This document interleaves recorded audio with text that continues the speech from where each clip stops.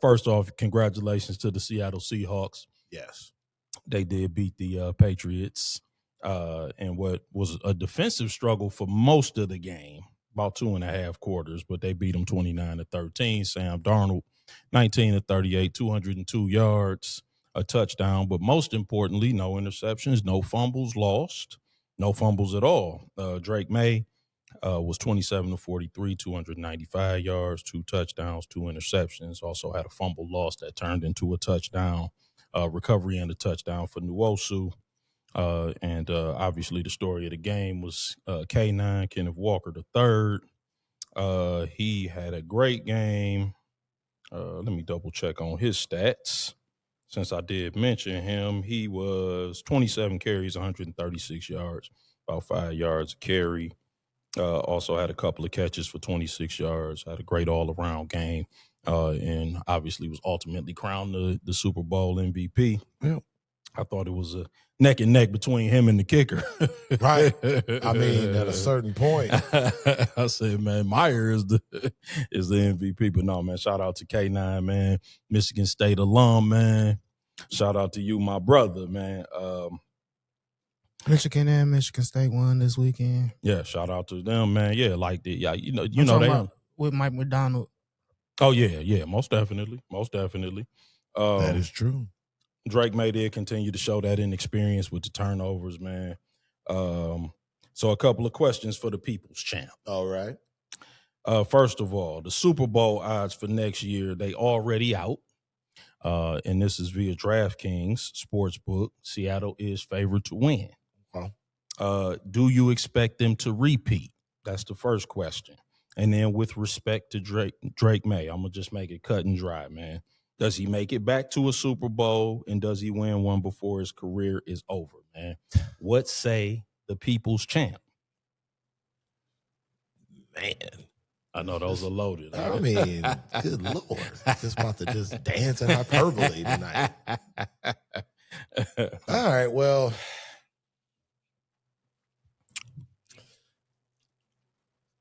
As for favorites to repeat, man, repeating is tough. It is. It is very difficult. I mean, out of all the sports, I would say football is like, yeah, it's up there. Nobody's ever three-peated. There's never been a three-peat. Yeah, repeating is exceedingly hard. I remember, I think what was it? I think the first team that I saw get close was the 49ers, and then the Giants. Lawrence Taylor and Leonard Marshall got a hold of Joe Montana, and he wasn't the same after that. Yep. And then the Roger Craig fumble. I remember that game vividly. And then Jerry Jones couldn't get out his own way with Jimmy Johnson. They should have three-peated, but he got in the way. They probably should have got 4 in a row. That's what I'm saying. But Jerry Jones couldn't get out his own way. There's been some, and then the Broncos, they were close in the late 90s, but it's hard. Dallas and the Patriots, I think, are the last 2 teams since I've been pouring that won 3 out of 4. Right. Yeah. Yep. Yes. Did Kansas City win 3 out of 4? Oh yeah, and Kansas City won 3 out of 4. Yeah. Won 3 out of 5. 3 out of 5. Was it 3 out of 5? Yep. Yeah, because I'm trying to think of was it 21? Yeah, no, it was 3 out of 4 because it was 21. 2019, 2022, 2023. They lost in 2020. Gotcha. Okay. Yes. Yep. There you go. Yeah, 2020 and 2021. Yeah, they didn't win either one of those. Okay. Yep, I got you. Yeah, but to the point. It's hard. It is. And then I'm trying to think. NFC is loaded. Always. And then that division. Yeah. I mean. And again, the turnover with the NFL. Like just as, you look at what Seattle's done in 2 years. And what the Patriots did in 1 year. Yeah, like you're right. It's the best. And I look at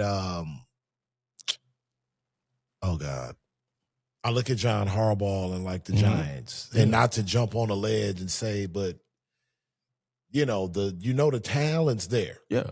And it looks like he's hiring in terms of the staff, the right guys to push the right button. There's going to be a surprise team, to your point. So, somebody's going to jump up and be a surprise team. So I would say, I would put my money on them not repeating. Right. You take the field as opposed to Seattle.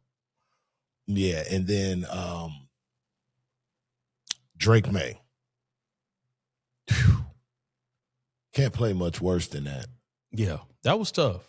But he showed glimpses. Yeah, but again, to the conversation, Vrabel's first year there. Yep. May's second year there. They clearly have a guy and a path. And I think however wide their window is will depend on what Drake Maye takes from this game. Yep. And how he bounces back. Yeah, I like that. That's so will he win one? Man, that's tough. Damn, man, I gotta what say the people, man? People want to know what the people's champ is saying. I don't want to damn a man in the second year that he'll never win one. It's just a prediction. It's just a prediction, man. But here's what I'll say. What's your best guess? But here's what I'll say. My best guess, just off the hip, I would say yes, just because he has the right structure around him. Yeah. He have we talk about it. He have an owner. Yep. Who spins and makes the necessary personnel decisions, the hard ones, the necessary ones, the championship ones, when they need to be made. Mike Vrabel, is a proven coach. Mm-hmm. Drake Maye has proven he can play at a high level. Yes. And he can play. He had a rough playoff run, but in spite of that, he still made some huge plays offensively when it mattered. Absolutely. So, again, he can only grow from that, and then you start to think, Henderson gets better, Stevenson gets better. You maybe add some weapons. Absolutely. Around them. You go back to the real for real Patriots way, your two tight ends, you get back to it. So if I have to shoot off the hip, I would say a 23-year-old kid, if he can, avoid all of the, the things that would impede him, outside of on the field. Right. Yeah, I would say yes. Yeah, no, I would have to essentially agree with what you said. I'm gonna mimic a lot of those points. I agree. I don't expect Seattle to repeat. I agree with that. First off, not to rain on the Sam Darnold redemption parade, right? But great defenses don't repeat. Great quarterbacks do. Oh. So the great defenses in our lifetime, 85 Bears, 2000 Ravens, 2002 Buccaneers, none of them repeated. Well, the quarterbacks that have repeated in our lifetime, Joe Montana, Troy Aikman, John Elway, Tom Brady, Patrick Mahomes. And again, not to rain on the Sam Darnold redemption tour, I don't think he is necessarily in that ilk. Mm-hmm. Again, now if he does it, then we revisit this conversation. Obviously, we'll have another conversation. The NFC West is a monstrous division. Yeah, you touched on that. We talked about the circumstances kind of breaking perfectly for the Patriots, but they were advantageous for Seattle. Let's be real. Next year, Nick Bosa, Fred Warner, George Kittle, and Trent Williams are not going to be injured when you play them in the playoffs. Let's be real. Yeah. Matt Stafford is not going to have another game, maybe in his career, where he doesn't convert a third or fourth down. He doesn't complete a pass on third or fourth down. Excuse me. That is an anomaly. That's a statistical anomaly, and I don't want to, poo-poo Seattle's defense because they played great defense. Right. They prevented him about that, right? They prevented him from doing. But to your point, I mean that's a statistical anomaly for the MVP of the league. Like that was an anomaly. That there's an element of luck there if I had to guess.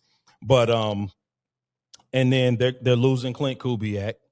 Now, Kenneth Walker is a free agent, though I expect him to be re-signed immediately at the start of the new league year. I do find it curious that he didn't get a contract extension. Like, I don't understand why he wasn't extended, why he would even be allowed to become a free agent when he's as good as he is. And I understand the whole running back shelf life and all of that, but he know got what you got. Know your personnel. Man, listen. Last season he played 11 games, so I think that played a part into it.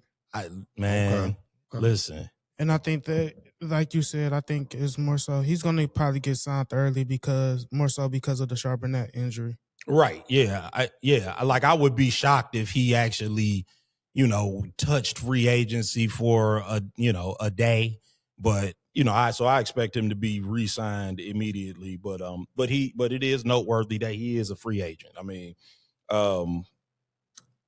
and yeah, I mean, if you just add to that it's just historically hard to repeat. And it's hard to win one. Just the odds are just against it, in my opinion. But I don't think they're a flash in the pan. I do think they're going to be in the mix. Mm-hmm. It would not it wouldn't shock me if they did. Mm-hmm. I just think that division is tough. The Rams are going to get better. And historically, when you have a team like that and you got to start paying guys, historically, it just, history tells us that you're going to have to make decisions, right? You're going to have to let some people go. It's not going to be Kenneth Walker. They're going to pay him. Right. But somebody's going to have to be sacrificed. So, they'll probably, it won't be next year. The defense will still be great next year. They'll still be really good and in the mix. But yeah, so I'll be interested to see how that plays out. And with respect to Drake Maye, getting back to the Super Bowl. So guys in recent memory that have made it ahead of schedule. Brock Purdy, Joe Burrow, Jared Goff, and Dan Marino. Mm-hmm. They've all made it ahead of schedule. Now, again, presumably Goff, Burrow, and Purdy still have a little bit of a runway. Mm-hmm. They could all get back. It is hard to get back. Yeah. But with respect to Drake Maye, and also he's in the same conference with the aforementioned Burrow, Mahomes, Josh Allen, and Lamar Jackson, all in their prime. Mm-hmm. What he has in his favor, though, is he's much younger than them. That's what I think the only thing he has. They'll age out. Now, assuming that there's no Tom Brady in that bunch who's going to play until he's 45, which I don't think there is. Yeah. Because their style is so much different. Than none of them is really a true pocket passer other than Mahomes, and he was running around a lot this year. But that might be over after this injury. And Burrow drops back and takes a beating. That part, like he's been injury prone, even college. Even in college. Yeah. So, I don't expect any of them to play that deep. So I think that's working in his favor. And then, of course, man, you highlighted. Bob Kraft, arguably the best owner in sports, right? And I think because of his age, the amount of money that he has, he like, look, I want to win, and let's spend this thing. I can't, can't take it with me. $8 billion. I mean, man, my kids, I don't even know are taken care of with the money that I have. I can't burn this money, so let's go ahead and try and win. Yeah, right. I know that. When you gotta be nice, yeah, right. When you think about $8 billion, that's what I'm saying. Like I can't burn this money, or it's $6 billion. Or last time I looked, it was like $1 billion, and that's what I'm saying. It would be nothing. Yeah, that's man. So let's spend the money. Let's try to win. Yeah, and like you mentioned, he's decisive. Like the Gerard Mayo hire was not a good one, but he didn't stay on it. Right. Like some guys would stay, well, we going to stick with it. And then, he just like, that we messed up. Let's go get the right guy. And that was like what you call the definition of a business and personal decision. Because he has love for Gerard Mayo. But it wasn't personal. Hey, man, we're not doing a good job. We'll find some other work for you. Yeah. But it will not be head coaching in football. Nah, right. We tried it. Didn't work. It didn't work. You're not less of a man because of it. Nah. But I respect that. I'm like that. Yeah. That's what, how winning's done. That's what successful people do. Successful people don't say, let's give it another year when it's clearly a disaster. They burn the boats. Yep. But and then the rule of fives, man. I think it's noteworthy that both Lamar and Josh Allen got a fresh clock with the rule of fives. They both have a fresh clock now. And Burrow and Zach Taylor going into year 7, so they no threat. This year. All around the world. Yep. Same song. And one last thing, man, before we transition to some NBA discussion, man, because we mentioned the Kenneth Walker situation again, we expect him to be re-signed. What would you like to see New England address through this draft and free agency, man? What are some of the deficiencies that you would like to, because they're going to do what they got to do. And I like, and some people were, I guess I've heard mixed reviews on Elliott Wolf. I think he's done a good job thus far because this was the first draft that he was really in charge of. I thought they got really good assets out of it. But what would you like to see them address if you had your druthers? Well, based from the Super Bowl, some depth at the offensive line spot, my man, I would definitely address that. Yeah, I have that as well. New England traditionally has always had top tier secondary play. Mm-hmm. I mean, you go back to Tyler, Malloy. Yeah, I mean, but Christian Gonzalez is a beast. He didn't give but up I'm saying like depth there. I think they've always had that. And Craig Woodson is good too. He's a rookie. He's a monster. So depth there, and then what we talked about earlier. Not necessarily. You don't have to get the super elite toys per se, but just some weaponry for Drake Maye to have some outlets. Yep. Because I think with his skill set, you can do a lot with guys that are good with the ball in space. Yep. So I think like some athletic skill position guy that on the outside would help him out. Yeah. No, what we very, very close to exactly what I was thinking. I'm gonna go out on a limb and I'm gonna say something. And I don't know if this is going to be controversial or not. Will Campbell is not a left tackle. Poor Will had a rough night, didn't he? He's not. His arms are too short. The reason why left tackles are usually 6'6" and above, and most importantly, they have long arms is because you cannot let edge defenders in the NFL get into your torso or into because they're too strong. Yeah. They'll just bowl you over, man. Yeah, like it's just you cannot allow them to get their hands into your torso. If they get their hands inside, up in there, they can shift you. It's just it's over, man. Like you have to be able to keep their hands off of you, and his arms are just too short. I think that he would be better suited to move inside and be a guard.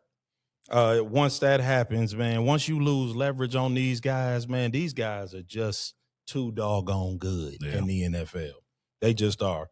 That's why he spends a ton of time on the ground. If you don't get him out of there at the left tackle spot, not only is he going to give up a ton of pressure always, but he's going to get hurt. Mm-hmm. He's going to end up injured.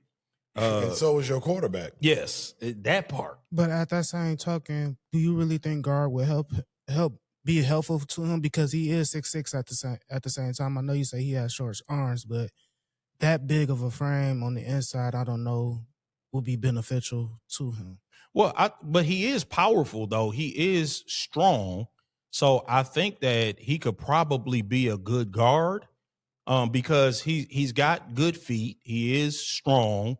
He is powerful. He's got a strong frame, but if he can't, and you don't need those long arms on the inside like you need them on the outside because you're not trying to catch edge rushers. Pad level. Yeah, right.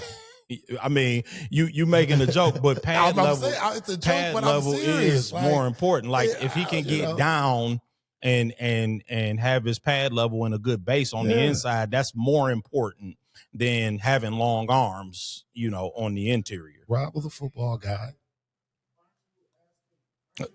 Your mic ain't on there. Oh, I was saying, aren't you exaggerating that? Because now you asking him to get lower on the inside? If he's got a good base, on the inside, he can do it. But his arms are they too short to be on the outside. He can't do it. He struggled. He really struggled all year. He struggled all year with these edge rushers. And don't get me wrong. I'm going to defend the entire New England offensive line and Drake Maye a little bit for the turnovers. This was statistically the hardest defensive run ever. This was a nasty defensive run. Yeah. As a matter of fact, like I read this scathing, article about Drake Maye, and listen, don't get me wrong. Once you start getting paid millions of dollars, you have to be responsible with the football. Can't turn the ball over. At the same time, I'm not sure that if Sam Darnold had to play these same three defenses, that he would have played as clean. He wasn't going up against these monstrous defenses that Drake Maye was. And I'm not saying that Seattle wouldn't have beat those teams. Right.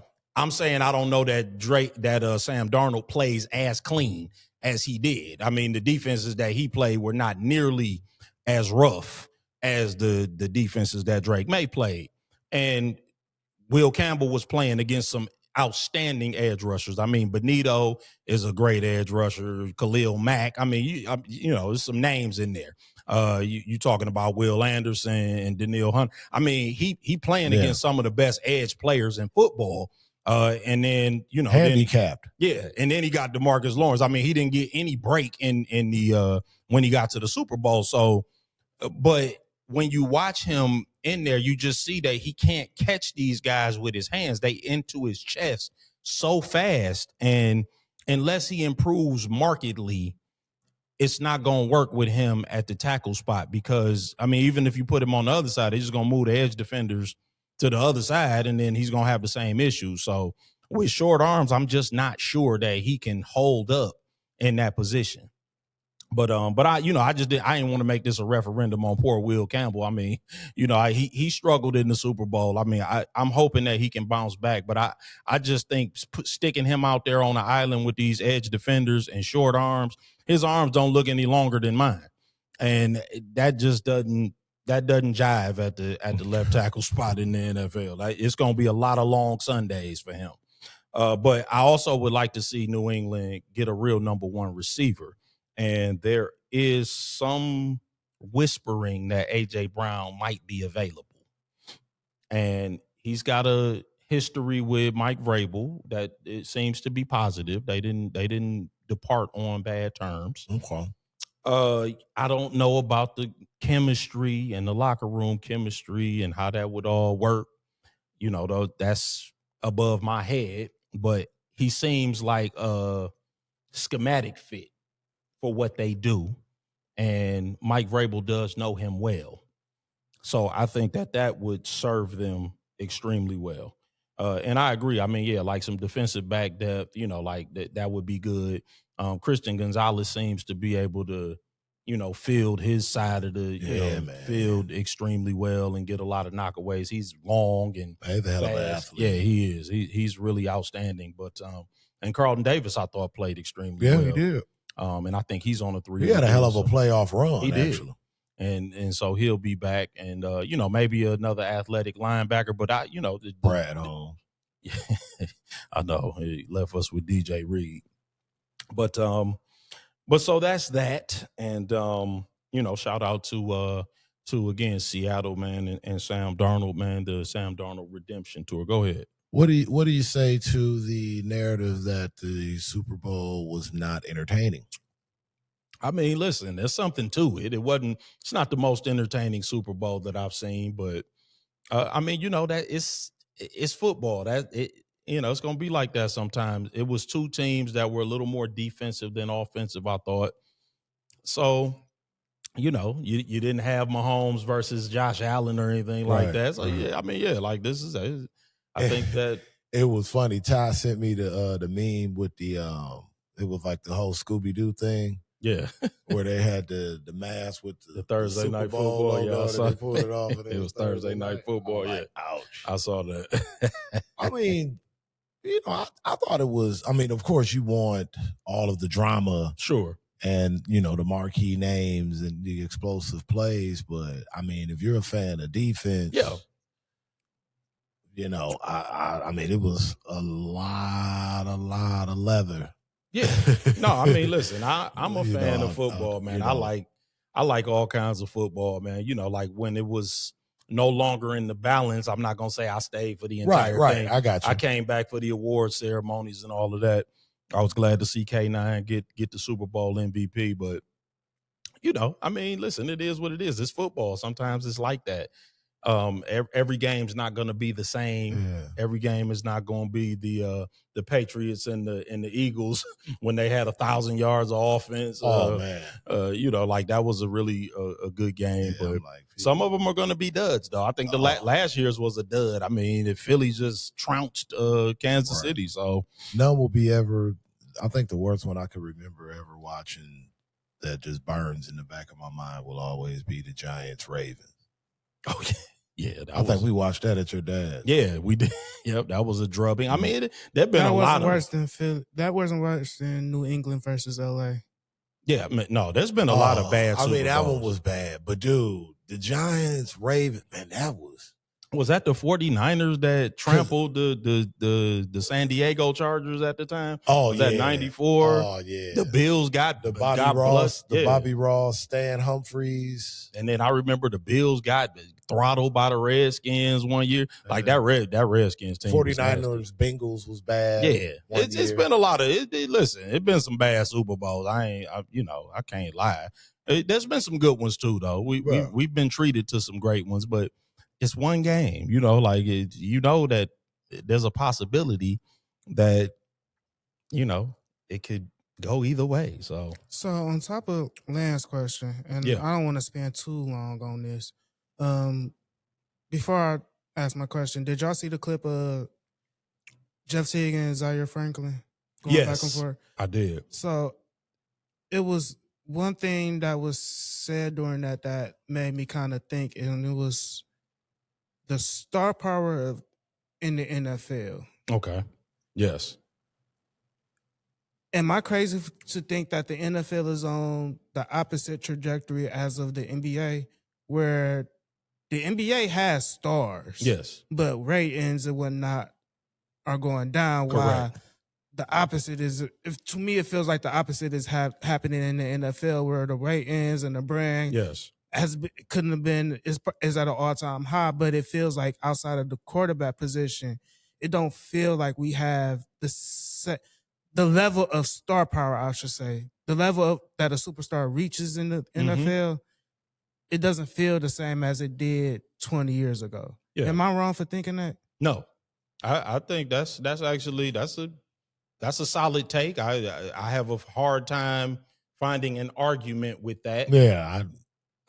Like other than like the quarterbacks, like Patrick Mahomes, Josh Allen, I think they have very high profiles. But even like a Jalen Hurts, who is a Super Bowl winning quarterback, Super Bowl MVP, his profile is not very high. Like I feel like Jalen Hurts can, put on like some regular clothes and go around Philly and pretty much be unbothered. Yeah, what up, dog? Yeah, like I kind of feel like he can kind of go around unbothered. So yes, you are, and then yes, NBA guys, because they don't have on a helmet, and there's fewer of them. Yeah. So yeah, they're more visible. And I think as well, over the last, I would probably say maybe generation, they were able to focus more so on the shield, because prior to, you had a lot side of brands trying to establish themselves, whereas now those brands are pretty much settled in.